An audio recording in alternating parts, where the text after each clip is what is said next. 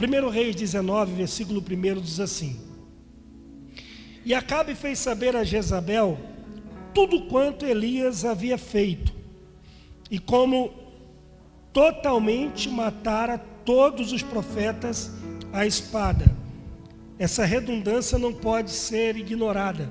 Acabe fez questão de falar para Jezabel que o Elias tinha matado totalmente a todos. Totalmente já é todos, mas o Acabe faz questão de dizer que ele matou totalmente a todos, ou seja, passou o cerol e não ficou nenhum profeta da Jezabel. Então Jezabel mandou um mensageiro a Elias a dizer-lhe: assim me façam os deuses, e outro tanto, se de certo amanhã, a estas horas, não puser a tua vida como a de um deles. O que vendo ele isto, há uma versão bíblica que diz, o que ouvindo ele isto, se levantou e para escapar com vida, se foi a Beceba, que é de Judá, e deixou ali o seu moço, e ele se foi ao deserto, caminho de um dia, e veio e se assentou debaixo de um zimbro, e pediu em seu ânimo a morte, e disse: já basta, ó Senhor, toma agora a minha vida, pois não sou melhor do que os meus pais. A primeira coisa que eu penso quando eu leio essa palavra é: por que a Bíblia, ela revela, ela expõe, ela registra momentos não heróicos dos seus heróis? Porque se eu tivesse escrito a Bíblia, muita coisa que está nela não estaria. Mas a Bíblia não faz questão de esconder, de abafar, de jogar para debaixo do pano os momentos de medo, de dúvidas, de incredulidade mesmo, a proposta de desistência, o desejo de parar. A Bíblia não oculta momentos de pecados daqueles que são chamados de heróis, heróis da fé, heróis de Deus, homens como o Noé, que construiu uma arca, um cara que acreditou contra o que todo mundo falava, obedecendo à voz de Deus, e construiu uma arca, mesmo sendo chamado de louco, salva a família, repovoou a terra. Mas a Bíblia não oculta que Noé um dia tomou um goró, encheu a cara de pinga, ficou bêbado, dançando pelado dentro de casa, seus filhos viram sua nudez. Isso trouxe uma tragédia na família, que Noé amaldiçoou seu filho, e a Bíblia não oculta isso. Ou de um Abraão, que é chamado pai na fé das 3 maiores religiões do mundo, e a Bíblia não oculta que o pai na fé um dia teve medo no Egito, e para não morrer entregou Sara para ser esposa de Faraó. Está na Bíblia, está lá em Gênesis capítulo 12, lá no Egito. Ele disse que Sara é a irmã dele, e o Faraó toma a Sara e leva para a casa dele, e a Bíblia não esconde isso. Eu teria ocultado esse momento vergonhoso na vida de Abraão, mas a Bíblia não. Ou um Davi, que é o homem segundo o coração de Deus. Alguém brincou dizendo que se Davi é um homem segundo o coração de Deus, Deus devia ser cardíaco, né? Porque, pelo amor de Deus, o cara aprontou demais, o cara pegou a mulher dos outros, mandou matar o marido da mulher, depois de engravidar a mulher. O cara fez censo, Deus mandou maldição, irmão, o cara fez uma arruaça, e Deus chama o cara de homem segundo o seu coração. Irmão, Davi é o melhor rei de Israel, em contrapartida é o pai mais infeliz da Bíblia. É Davi. Davi tem uma filha violentada por um filho estuprador. Davi tem um filho assassinado por um filho assassino. Esses são os filhos de Davi, e a Bíblia não oculta isso. A Bíblia não oculta os momentos de medo, de dúvida, de incertezas, de pecados dos seus heróis. E eu fico pensando, por que a Bíblia revela isso? Talvez porque se a Bíblia falasse apenas que o Noé salvou a família, que o Abraão pai na fé, que Davi derruba gigantes, que Moisés abre mar vermelho, que o Elias é o maior dos maiores profetas, e não contasse os seus momentos de fraqueza, eu ia dizer, não dá para ser crente não. Porque para ser crente desse jeito, os caras só acertam na vida. Mas quando a Bíblia diz que eles erraram, falharam, caíram, pecaram, se levantaram, se reinventaram, se tornaram pessoas relevantes na história, é a Bíblia dizendo para nós, se eles venceram, eu também posso vencer. Se eles venceram, você também pode vencer. Se eles venceram, nós também podemos ser grandes diante de Deus. E quando Deus me deu essa palavra, a pergunta que veio ao meu coração é: o que leva um homem do tamanho de Elias a viver esse nível de esgotamento ao ponto de pedir a morte? Senhor, me leva, porque eu não quero mais continuar, eu não aguento mais perseguição, não aguento mais Jezabel ameaçando, não aguento mais Acabe perturbando, não aguento mais o povo pecando, eu não quero mais viver, me tira a minha vida, arranca a minha vida. O que leva o Elias, irmão, tem um negócio aqui, se o Elias viveu isso, quem sou eu para não viver? Se o Elias viveu isso, quem somos nós para não viver? Então o que leva pessoas a viver o esgotamento emocional? No livro nós iniciamos com um assunto muito básico, tão básico, tão simples, que nós não levamos em conta, que é o descaso com o descanso. Gente, a missão de Elias era restaurar o altar e trazer o povo à adoração. No capítulo 18 do 1 Reis, Elias restaura o altar, ele ora, cai fogo do céu, Deus é glorificado, e a Bíblia diz que todos, quando a Bíblia diz todos, significa que os falsos profetas também se prostraram. Todos se prostraram e disseram: só o Senhor é Deus, só o Senhor é Deus, só o Senhor é Deus. Sabe o que era para Elias fazer? Juntar a bagagem, botar nas costas, voltar para casa, juntar as crianças, comer pipoca, tomar Coca-Cola e assistir Netflix. Sabe o que Elias faz? Pega a espada e vai matar os profetas da Jezabel.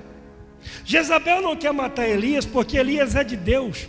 Jezabel não quer matar Elias porque Elias é profeta. Jezabel não quer matar Elias nem porque ele orou e parou de chover, ou porque ele orou e caiu fogo do céu. Jezabel quer matar Elias porque Elias matou os profetas dela. Está no texto que a gente leu. Foi porque Elias matou os profetas dela que Jezabel quer matar Elias. O que isso significa, gente? Todo o caos que o Elias está vivendo aqui é resultado de não saber a hora de parar. Não saber a hora de dizer: fiz o que tinha que fazer, vou para casa agora descansar. Ou seja, o descaso com o descanso. O descaso com uma coisa básica, tão básica.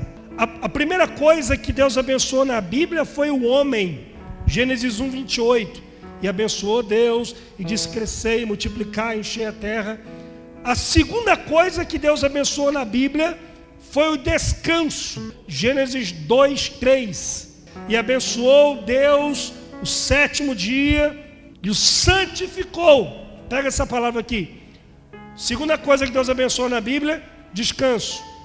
Primeira coisa que Deus santifica na Bíblia: descanso. Antes de Deus santificar a oração, Deus santificou o descanso. Antes de Deus santificar o evangelismo, Deus santificou o descanso.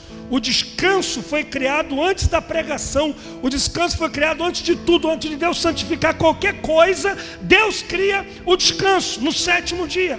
Alguém me diz assim: pastor, mas o descanso é lei. Não. É que é pré-lei. A lei institucionalizou o descanso. Mas o descanso é pré-lei. O descanso é pré-lei e o descanso é pós-lei. Em Marcos capítulo 6, verso 31, Jesus chamou os discípulos e disse: vinde aqui à parte, descansar um pouco. O mesmo Jesus que em Marcos 16, 15 disse: ide e pregai, é o mesmo Jesus que disse em Marcos 6, vinde e descansai. Tão sagrado para Deus quanto ir e pregar, sagrado é vir e descansar. Por que Deus estabeleceu o descanso?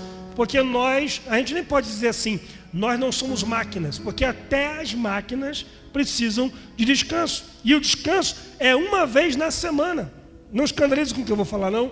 Eu sou membro da Assembleia de Deus, mas eu acredito no sábado, mesmo que seja na quinta-feira, mesmo que seja na segunda-feira, mas nós precisamos de um dia na semana para chamar de meu sábado. Um dia para parar, desconectar, para desligar, para fazer o quê? Manutenção do corpo, manutenção da mente, manutenção das emoções, vida com Deus, devocional, um tempo para separar, para dizer esse tempo aqui é da minha família, esse tempo aqui é de Deus. Isso é princípio de Deus, isso aqui é palavra de Deus, isso aqui é lei de Deus. Pré-lei, na lei e pós-lei, a Bíblia fala do descanso. Só que no mundo que a gente está vivendo hoje, onde nós acabamos divinizando a produtividade, descansar é artigo de luxo. Chega a ser um desafio a gente conseguir parar e dizer assim, esse é o meu dia e eu vou parar para descansar. Esses dias eu fui para o Goiás no meu carro e antes de viajar eu tenho que trocar o óleo, fazer a manutenção, para que eu possa chegar no destino. Se eu vou chegar no destino ou não, pode depender da manutenção que eu faço no meu carro. Agora, vê se não faz sentido. Se eu tenho que cuidar do meu carro, que é o veículo do meu corpo, por que não cuidar do meu corpo, que é o veículo da minha alma? É muito mais importante. Faz sentido para vocês? Então diga comigo, eu preciso levar mais a sério o descanso. Irmão, a gente não para. E quando para errado. Eu lembro do pastor Carlos Magno, pouquinho antes de eu sofrer o burnout, pastor Neilando, pastor Sidney sabe quem é o pastor Carlos Magno, e pastor Carlos diz assim, meu filho, você não peca no jeito que você trabalha, você peca no jeito que você descansa. E ele previu, ele disse, daqui a pouco você vai dar um pane e vai morrer. Ninguém aguenta essa correria que você está vivendo. E eu atropelando, não, depois quando eu consegui bater a meta eu descanso, e aquela loucura toda, e aí quase que eu morri. Aí pastor, eu não tenho tempo para descansar, né? Eu tenho que comprar carro novo, eu tenho que comprar casa nova, isso, continue trabalhando. Tu vai morrer e a tua mulher vai gastar tudo com outro. Você acha que ela vai ficar solteira? Ela vai casar de novo, com um cara mais novo que você. Então trata de descansar para você desfrutar. Então nós precisamos levar isso aqui a sério. E aí no livro nós falamos sobre algumas estratégias para conseguir estabelecer o sábado. São princípio de Deus. Não é trabalhar o ano inteiro igual um cavalo e tirar um mês depois para descansar. Não, é um dia na semana. Esse é o modo de Deus. Por que criar? Por que inventar roda? Deus já estabeleceu. Ah, mas se eu parar, eu vou deixar de ganhar dinheiro. Irmão, nós estamos vivendo a divinização da produtividade. O tal do sucesso a todo custo. O sucesso a todo custo acaba nos fazendo precificar o que não tem preço. Vou repetir para você pegar. Sucesso a todo custo fará você precificar o que não tem preço. Família não tem preço. Saúde não tem preço. Seus filhos não têm preço. Sua vida devocional não tem preço. Então, se você está fazendo qualquer coisa que está te roubando disto, larga tudo. Tira um dia na semana e dedique aquilo que não tem preço. Amém, gente? Então nós falamos no livro sobre algumas estratégias para estabelecer o meu sábado. Número 1, obrigue-se. Diga, eu preciso me obrigar ao descanso. Por que se obrigar? Simples. Por que Deus... Irmão, olha isso aqui. Deus tem, pastor Sidney, 10 mensagens para a humanidade. 10. As top 10. Nas 10 principais, Deus coloca o descanso. É para a gente pensar. Então por que Deus bota o descanso na lei? Porque se não tem lei, a gente não para. Então eu preciso me obrigar ao descanso. Por que me obrigar? Se você não parar para descansar hoje, por causa de um problema, você não vai conseguir parar amanhã por causa de outro. Se você não parar hoje porque está faltando alguma coisa, você não vai descansar amanhã porque vai faltar outra coisa. Sempre vão ter problemas e situações para querer arrancar você do seu descanso. Então você precisa se obrigar ao descanso. Por isso, criar um dia. Ok? Número 2. Não se permita tornar refém de urgências alheias. Isso aqui para pastor Não se torne refém de urgências alheias. Eu estava pastoreando, pastor Sidney era vice-pastor da comunidade do reino, e eu chamei a galera, quando eu me levantei do meu burnout, chamei ele e disse, a partir de hoje, toda segunda-feira é o nosso sábado. Qualquer BO que tiver na igreja, resolvam e me contem na terça. Não manda nem mensagem segunda. Chamei alguns obreiros mais chegados, depois falei para alguns irmãos, e aí um dia a gente estava indo para Búzios, aleluia, glória. E aí o irmão mandou uma mensagem: pastor, o senhor tem que vir aqui agora, senão meu casamento vai acabar. Eu disse: irmão, eu estou numa agenda agora intransferível. E ele disse: mas pastor, o que é mais importante que o meu casamento? Eu disse: o meu casamento é mais importante que o seu casamento. Inclusive, se eu não estivesse cuidando do meu casamento, eu não poderia abençoar o seu casamento. Inclusive, se você estivesse fazendo o que eu estou fazendo com o meu casamento, você não estava com problema no seu casamento. Amém, gente? Pastor, que ignorância. Não. A gente estava tentando ajudar a família há 2 anos. Eles fugindo da gente. No dia do meu descanso, o cara quer que eu abra mão do meu descanso para resolver BO que ele arrumou. Vá ver se eu estou no Monte Horebe. Falei: irmão, vou mandar o pastor Sidney. Não, tem que ser o senhor. Eu disse: então amanhã eu vou ir, a gente ora. Fui lá no outro dia, orei, estão casados até hoje, feliz da vida. Amém? Mas o que poderia ter acontecido? Eu aberto mão do meu descanso, com a minha esposa, frustrar a minha esposa para atender urgência alheia. Pastor, mas tem que amar igual Jesus amou. Mas foi ele que me ensinou. Está na Bíblia? Está. Dá 3 referências. Primeiro, a mãe de Jesus. Irmão, quem faz com mãe, faz com qualquer um. A mãe de Jesus. Acabou o vinho. Jesus disse assim: não é chegada ainda a minha hora. O que ele está dizendo? No meu tempo eu vou. Não vem me apressar, não. As irmãs de Lázaro tentaram botar uma pressãozinha. Disseram: está enfermo aquele que tu ama. Ou seja, é teu amigo. Sabe o que ela está dizendo?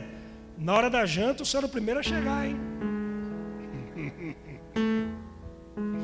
Aí Jesus chega lá, o cara tem 4 dias de morto, sepultado, no tempo dele. Os irmãos de Jesus disseram: vou para Jerusalém. Ele disse: vai na frente que eu vou depois. João 7.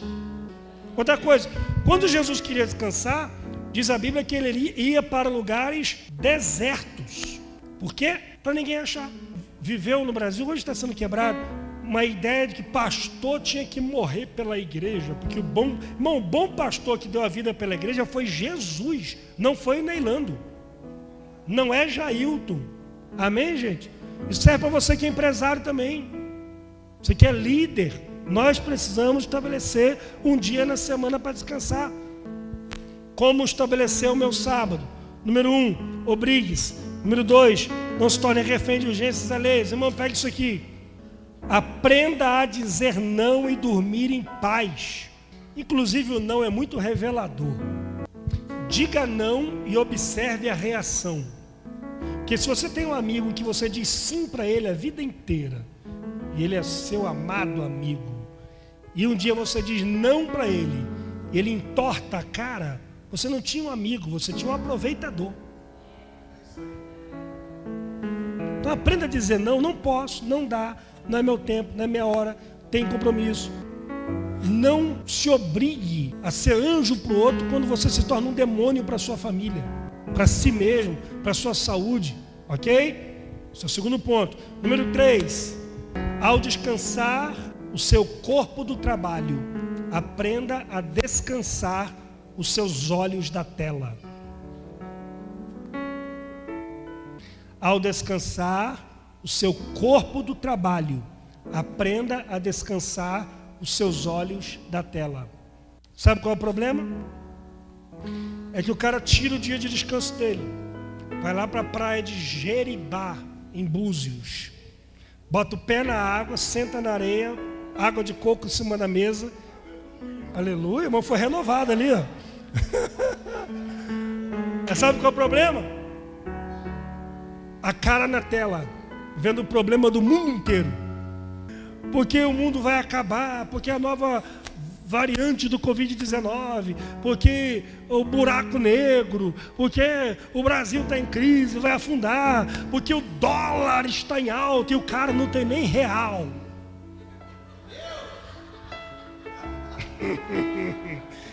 A gente fica infoxicando a mente com lixo, ou intoxicando com informações que não servem de nada. Isso é infoxicar a mente, é lotar a mente de informação que não serve para nada. Não me lembro quem disse, de onde eu li. O homem da Idade Média, ele recebia o tanto de informações na vida. O cara nascia, vivia e morria. Ele tinha o tanto de informações que o homem da pós-modernidade, hoje nós, podemos receber em até 2 dias. Vou falar de trás para frente para você pegar. Nós hoje podemos ter em até 2 dias o tanto de notícias e informações que o homem da Idade Média recebia a vida inteira. A gente recebe em 2 dias. Aí você pergunta por que sua mente está cansada. Por que suas emoções estão do jeito que estão. Porque é o dia inteiro com a cara na tela, vendo problema, vendo crise, vendo o mundo acabando. E aquilo fica ali, você acha que aquilo ali vai embora na urina, e não vai. Há um dito entre os profissionais da saúde mental, eu achei legal, li isso esses dias também, que o seu consciente, o que você sabe, é como um grande navio em um oceano. E o seu inconsciente é como o oceano. Você tem uma noção de tamanho. E você acha que aquilo que vai entrando na sua mente vai embora? Não. Aquilo vai gerando pânico, vai gerando medo, vai roubando a sua fé por causa de informações. Então, em nome de Jesus, nós precisamos descansar. Diga comigo, eu preciso. Não, diga alto, eu preciso levar mais a sério o meu descanso. Segunda coisa que levou ao meu esgotamento, e queria que você acompanhasse comigo aqui, capítulo 19, versículo 2, diz assim: então Jezabel mandou um mensageiro a Elias a dizer-lhe: assim me façam os deuses, e eu, portanto, se de certo amanhã a estas horas eu não puser a tua vida como a de um deles. Irmão, cá para nós. O mensageiro de Jezabel devia ser repórter do Cidade Alerta. O cara era bom. Porque o cara fez o leão dos profetas correr igual um gatinho assustado. O cara deve ter dado riqueza de detalhes. Ela vai te pendurar de cabeça para baixo, vai arrancar tua unha, vai chicotear, vai jogar sal grosso, vai afogar, vai tirar da água. O cara botou o terror que 850 profetas não conseguiram fazer. Uma má notícia fez. O que leva pessoas ao esgotamento? Estar exposto continuamente a notícias desencorajadoras. Em 2020, eu li isso, está no livro, inclusive essa matéria. Dr. Afonso Salgado fez uma pesquisa e chegou a uma conclusão: a cada 5 minutos de más notícias que você se expõe e recebe sem filtrar, gera em você até 5 horas de baixa imunidade. Ou seja, 5 minutos de má notícia pode produzir em você 5 horas de baixa imunidade. Em outras palavras, você pode estar doente por aquilo que você está escutando. Na pandemia, quanta gente ficou doente sem estar doente. Eu, Bruno, meu primo, que você conhece, estava no louvor um dia lá, o Sidney lembra disso, a Ellen. Eu geralmente trocava os microfones, né, na hora lá, acabou o louvor, troca o microfone, higieniza, passa o pregador. E aí o Bruno acabou o louvor, mas o clima estava tão bom e o microfone estava na minha altura, o laço estava armado. E aí eu já comecei a pregar no microfone dele mesmo, e eu só fui lembrar que era o microfone dele depois do culto. E quando acabou o culto, minha prima foi embora, Ângela, que é casada com ele. E aí quando chegaram em casa, minha prima mandou uma mensagem para mim 11 horas. Primo, ora pelo Bruno, ele está com Covid.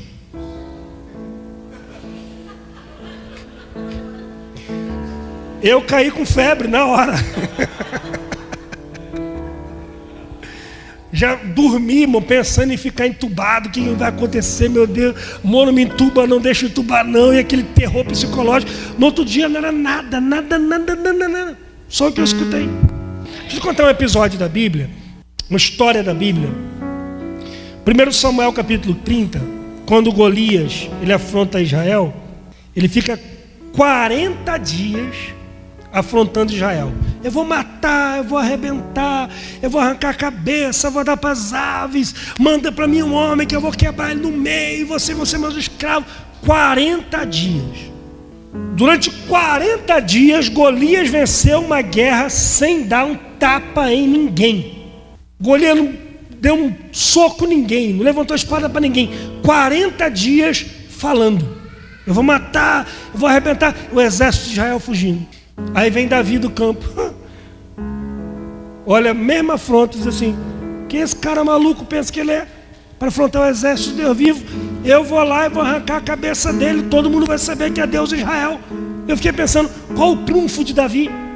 Qual o trunfo de Davi? Era grande? Não, era pequeno. Era guerreiro? Não, era pastor experiente, não era novinho. Qual o trunfo de Davi? Sabe qual é o trunfo? Enquanto 40 dias os soldados estão ouvindo: eu vou matar, eu vou arrebentar, eu vou quebrar, se você meus escravos. Davi estava no campo dizendo: o Senhor é meu pastor e nada me faltará. Ainda que eu andasse pelo vale da sombra e da morte, não temerei mal algum. A mente dele estava livre, a mente dele estava limpa, a alma dele estava blindada. Em nome de Jesus, eu vim aqui liberar uma palavra de Deus para alguém aqui.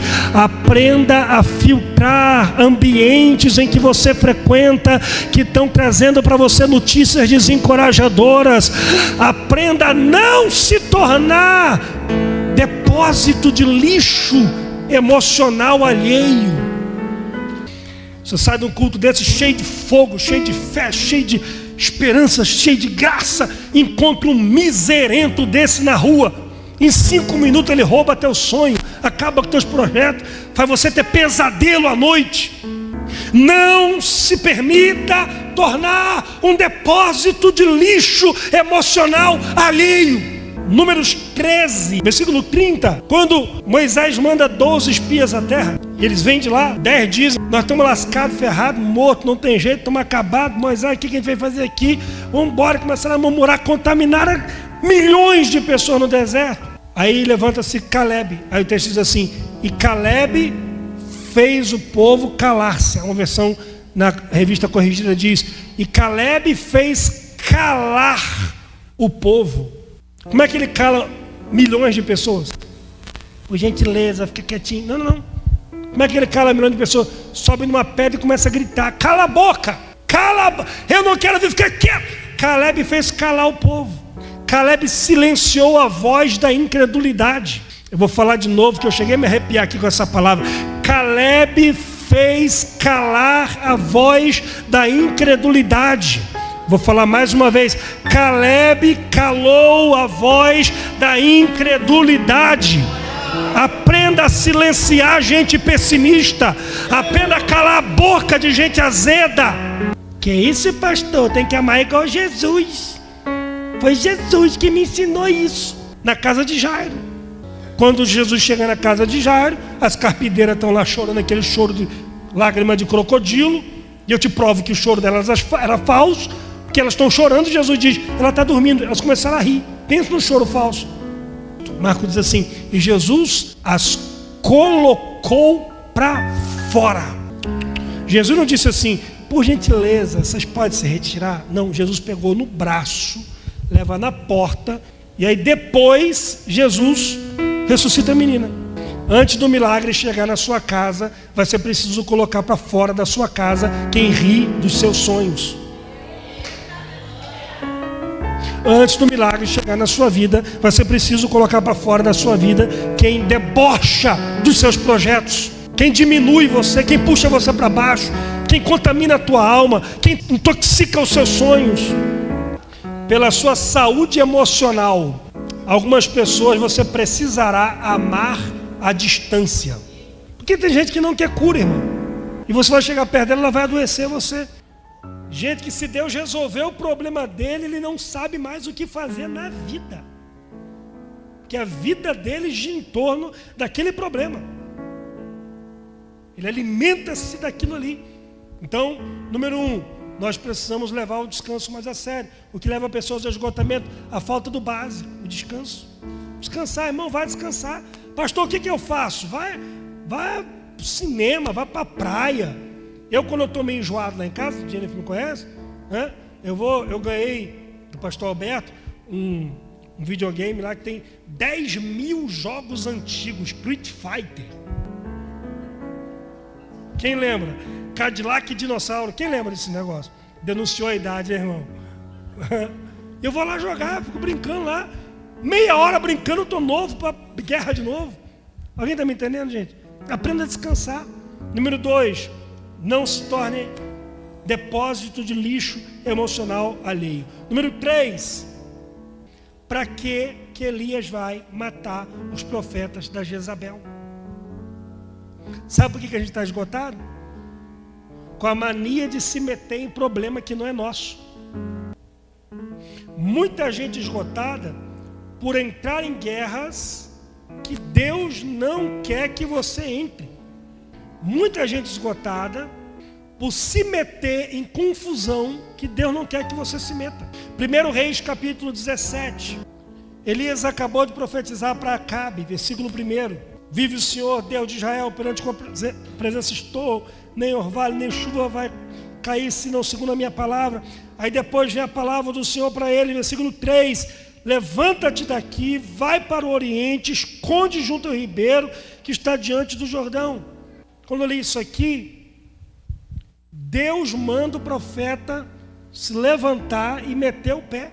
Isso aqui não está relacionado à fuga do capítulo 19 da Jezabel, não. Aqui é Deus dizendo: Elias, você profetizou para Acabe, fez o que eu mandei você fazer, e agora levanta e linha na pipa. Corre. Quando eu li isso aqui, me soou muito estranho, porque Deus poderia ter matado Acabe. Sim ou não? Sim ou não, gente? Deus mata reis? Sim. Atos 12, Deus mata o Herodes no tempo da graça. Só que Deus não mata o rei, Deus manda o profeta se esconder, fugir e se esconder. Sabe o que essa palavra fala comigo? Nem sempre de Deus é enfrentar. Às vezes de Deus é fugir. E nem sempre de Deus é responder. Às vezes de Deus é se esconder. O que significa isso? Quieto. Existem guerras que não valem a pena você entrar. Existem problemas que não vale a pena você se envolver. Irmão, tem gente que está tão viciado no caos, que quando não tem problema na casa dele, ele vai caçar problema na vizinhança. E quando não tem na vizinhança, ele vai procurar na rede social. Tem gente que não pode ver nada na rede social que ele discorda, que vai arrumar problema lá. Vai arrumar briga lá. Vai comentar. E vai mudar o quê? Só o dia dele. Que estava um dia legal, ele vai arrumar briga lá para ficar xingando o outro e perder a paz dele. Réu confesso, alguns anos atrás, na época de 2018, na época da política, estava na praia às vezes com Jennifer e brigando, respondendo. Hoje sabe o que eu faço? O cara me xinga, me escolhe, mas pastor do diabo, não sei o que, porque discorda comigo de alguma coisa. Sabe o que eu faço? Obrigado pelo seu comentário, ajuda no meu engajamento, volte sempre. A pessoa fica com tanto ódio que me bloqueia. Por quê? Porque ele não está falando de mim. Ele está falando de alguém que ele acha que eu sou, o cara nem me conhece. Vocês estão me compreendendo, gente? Ou é só no meu perfil do Instagram que acontece isso? Quem não concorda com você e te xinga. Irmão, em nome de Jesus, essa pessoa está falando de uma projeção que ela criou dela mesma, de você e não de você. Por que vai se magoar? Por quê? Por causa disso. Então para de arrumar confusão à toa. Quer ver uma coisa interessante? Volte aí 2 livros. 1 Samuel capítulo 17. Diga, eu preciso aprender a viver em paz. 1 Samuel capítulo 17, quando Davi ele vai enfrentar o Golias, o irmão dele, versículo 28, Eliabe, seu irmão mais velho, ouvindo falar Davi, aqueles homens, disse: eu conheço a maldade do teu coração, você veio aqui para ver a batalha, você quer só aparecer, onde é que foi parar as ovelhinhas de papai? E o Eliabe veio com tudo para brigar com Davi. Sabe o que me chamou a atenção? A resposta de Davi, versículo 30. E Davi desviou-se dele para o outro. Sabe o que Davi fez? Deixou Eliabe brigando com seus próprios demônios. Deixou Eliabe dando tapa em mosquito. Deixou Eliabe brigando consigo mesmo. Sabe o que Davi fez? Eu tenho guerras reais para enfrentar. Eu tenho batalhas reais para enfrentar. Eu não vou ficar gastando tempo discutindo com aquilo que não vai me levar a lugar nenhum. Pega essa palavra aqui em nome de Jesus. Aprenda, antes de entrar em qualquer conflito, a se perguntar: o que eu ganho com isso? O que o reino de Deus ganha com isso? Em que eu posso crescer com isso? Se não vai te acrescentar em nada, não entre. Se não vai te fazer crescer em nada, não entre. Se você não vai ganhar nada, não responda. Se o reino de Deus não vai ganhar nada, silencie. E desviou-se dele para o outro. Sabe por que tem muita gente esgotada? Porque quando vai enfrentar Golias, antes já desgastou tanto brigando com o irmão, discutindo com guerras que não vão levar em nada, que quando ele vai enfrentar o inimigo que tem que enfrentar, já está cansado. Quer outra? O mesmo Davi, 1 Samuel capítulo 30. Davi está fugindo de Saul, vai lá para Ziclag, terra dos filisteus.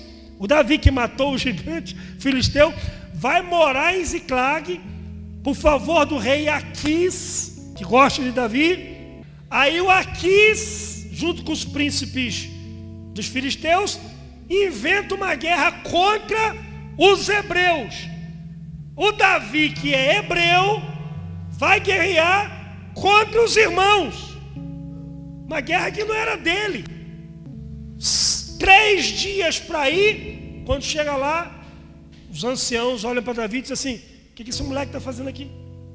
Aquis disse: não, ele é meu amigo agora. Os anciãos falaram: você está maluco, rapaz? Esse cara vira casaca no meio da guerra aí, fica ruim para a gente. Manda esse moleque embora. Aí Davi volta chateado para casa, mais 3 dias para voltar. Nos 6 dias que Davi fica longe, os amalequitas foram lá, arrebentaram com a cidade, botaram fogo nas casas, levaram mulheres, crianças cativas, porque Davi foi entrar numa guerra que não era dele. A casa dele quase que acabou toda, a família dele quase foi toda morta. Porque Davi entrou numa guerra, uma confusão que não era dele, ele botou em risco a sua família. Quanta gente botando em risco a família, entrando em guerra que não é dele.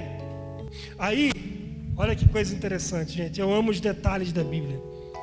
Aí o Davi volta, diz assim: vamos embora, vamos resgatar os nossos bens, nossa família. E aí, 1 Samuel, capítulo 30, versículo 7.